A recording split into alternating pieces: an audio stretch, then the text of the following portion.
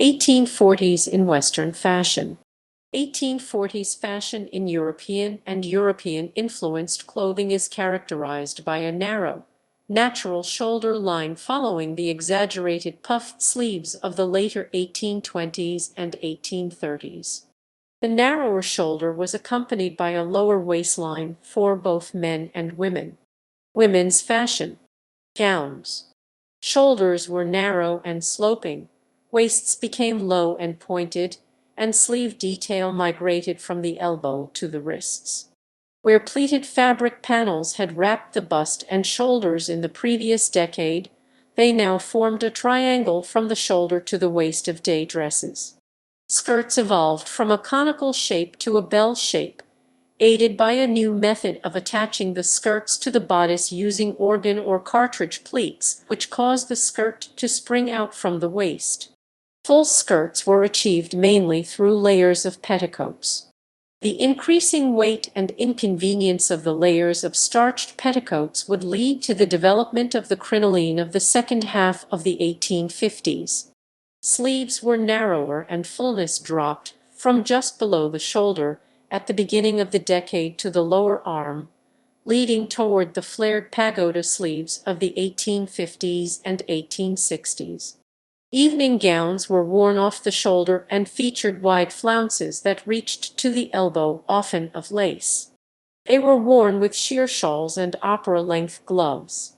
Other greatly worn hand accessories were a new kind of gloves, and their length was usually up to your forearm. These gloves had a lace trim in sophisticated flower designs. Another accessory was a small bag. At home, bags were often white satin and embroidered or painted. Outdoor bags were often green or white and tasseled. There were also crocheted linen bags. Shoes were made from the same materials as handbags. There were slippers of crocheted linen and bright-colored brocade satin slippers that tied around the ankle with silk ribbon. Hairstyles and headgear. The wide hairstyles of the previous decade gave way to fashions which kept the hair closer to the head, and the high bun or knot on the crown descended to the back of the head. Hair was still generally parted in the center. Isolated long curls dangling down towards the front, sometimes called spaniel curls, were worn, often without much relationship to the way that the rest of the hair was styled. Alternately, the side hair could be smoothed back over the ears or looped and braided, with the ends tucked into the bun at the back. Linen caps with frills, lace, and ribbons were worn by married women indoors, especially for day wear. These could also be worn in the garden with a parasol. Bonnets for street wear were smaller than in the previous decade and were less heavily decorated. The decorations that did adorn bonnets included flowers on the inside brim or a veil that could be draped over the face. Married women wore their caps under their bonnets. The crown and brim of the bonnet created a horizontal line, and when tied under the chin, the brim created a nice frame around the face.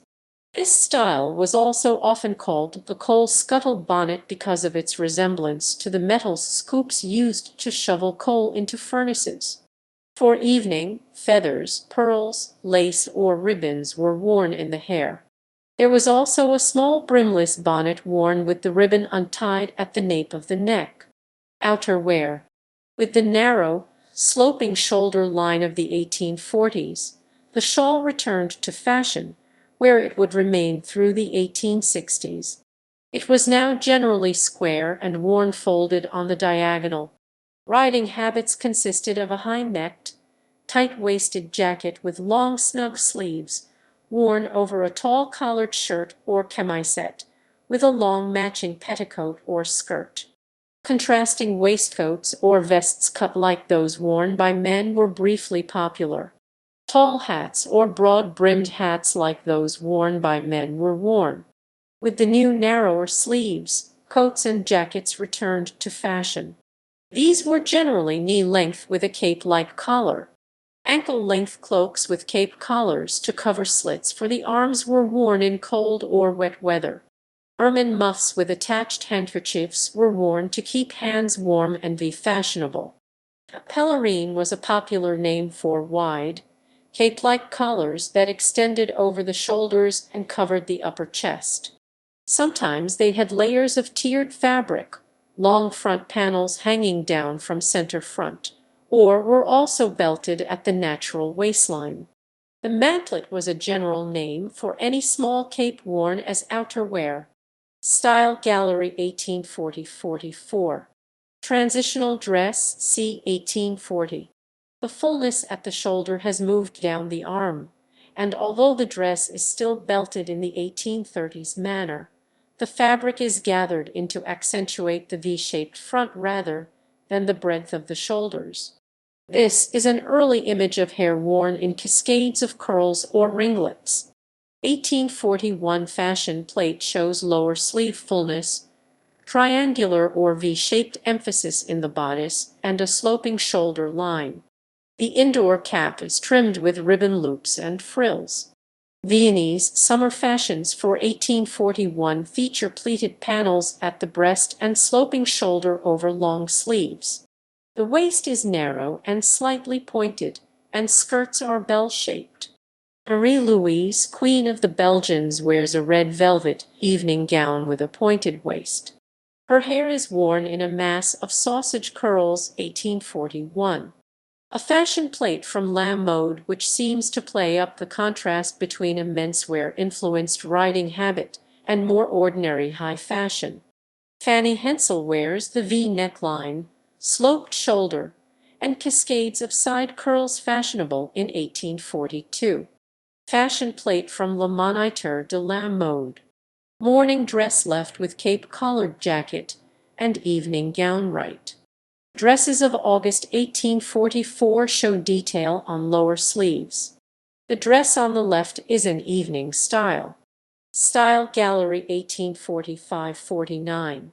Countess de Haussonville wears her hair parted in the center and smoothed over her ears. Hairstyle of c. 1845, with a central part, long sausage curls, and a bun on the back of the crown, is a fashionably romantic echo of mid-17th century styles. This style would remain popular into the next decade. German, c. 1845. Young Lady of Holland wears a lace collar and ruffled chemise or chemisette with her dark dress. Fashion plate of a riding habit c. 1847 features a cutaway jacket over a contrasting waistcoat and shirt with a stiff turned-down collar. The lady wears a dashing plumed hat. Underwear of 1847. Her chemise is knee-length, with sleeves ending just above the elbow.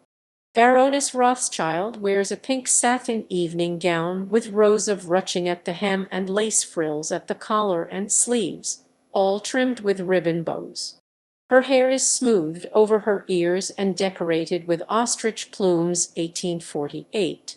In Winterhalter's portrait of 1848, Princess Maria Carolina Augusta of Bourbon Two Sicilies wears her hair parted in the center and hanging in sausage curls.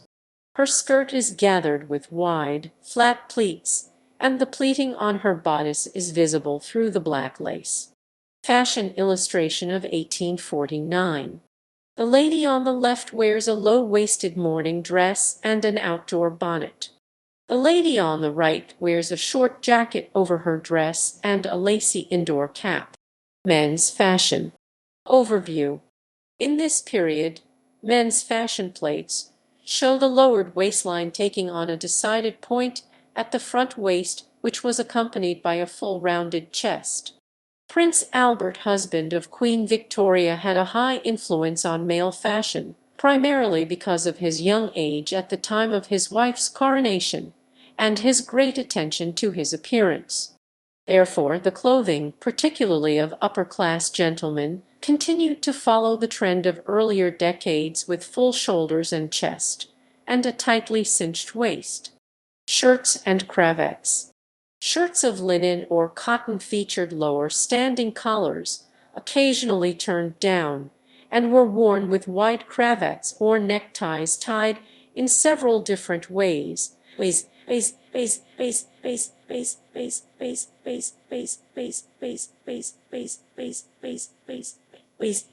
around the neck, knotted in front and puffed up to hide the shirt collar and create a pigeon-like neck, similar to the first version, but tucked down into the waistcoat, around the neck and knotted into a bow tie.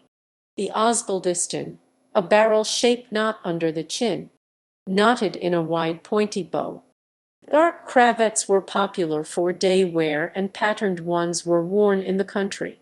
At this time, the dicky was introduced, a false shirt front usually made of satin. It was worn as an intentionally messy look. Coats and waistcoats.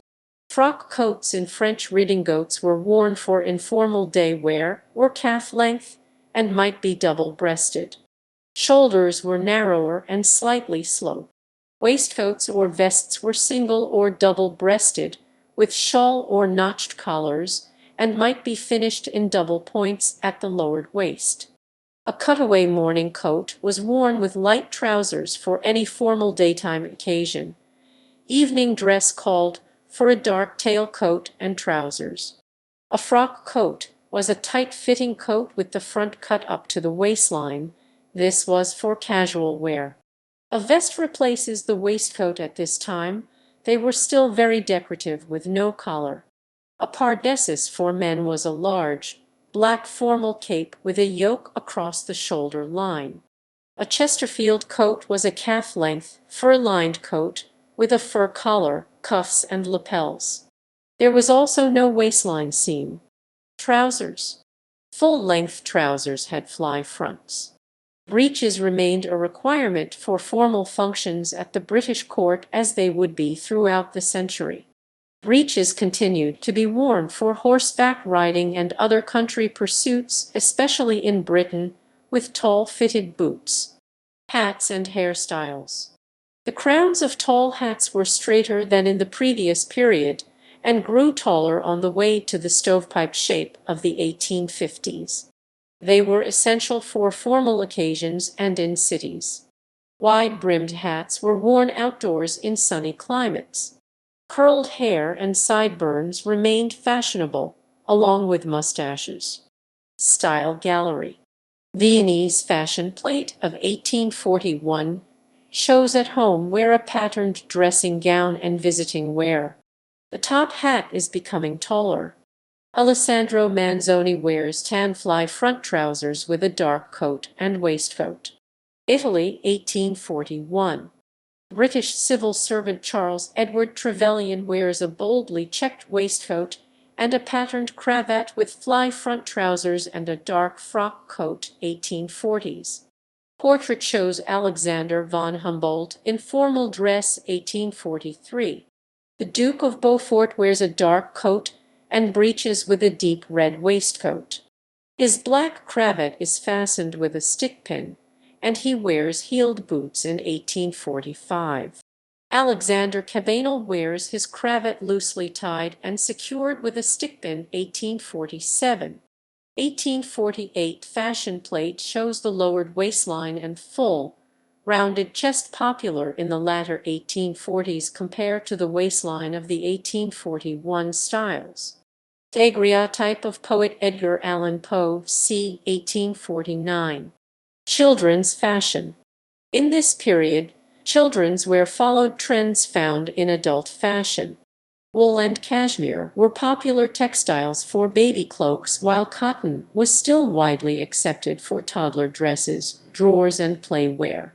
A popular silhouette for toddlers was a cotton bodice, pleated skirt, and long sleeves. Small boys ages 3 through 6 commonly wore a tunic suit. The jackets were fitted to the waist and then flared out to a full skirt ending at knee length. This was worn over trousers or, for very small boys, with drawers. A round collared shirt was usually worn underneath the jacket. Elementary to older age boys wore an Eton suit, which was a short, waist-level jacket, trousers, round-collared shirts, vest, and sometimes neckties. In 1840, flat caps were popularly worn for boys. Small girls wore cotton drawers, cotton chemise, petticoats, and stockings. As girls got older in age, they followed the trend of their mothers and began to wear stays or tight corsets. Barley or sugar curls became a popular hairstyle for both girls and boys. They were long, droopy curls that framed the face.